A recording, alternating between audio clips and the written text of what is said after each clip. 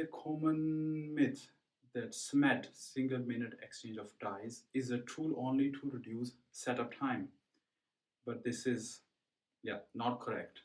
On your bottleneck process, you will see in OA data that there are different type of downtime categories you have, and the time lost in these categories can be easily optimized by a single minute exchange of dies. For example, in your OA categories, there could be time lost through preventive maintenance.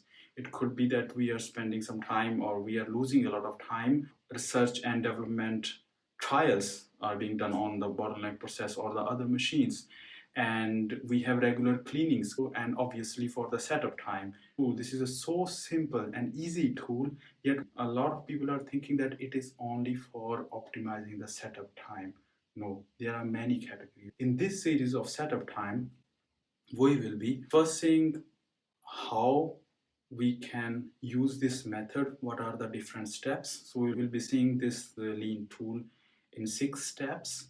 And after that, we will see the examples. First example would be how to implement, how to use SMED for reducing preventive maintenance time.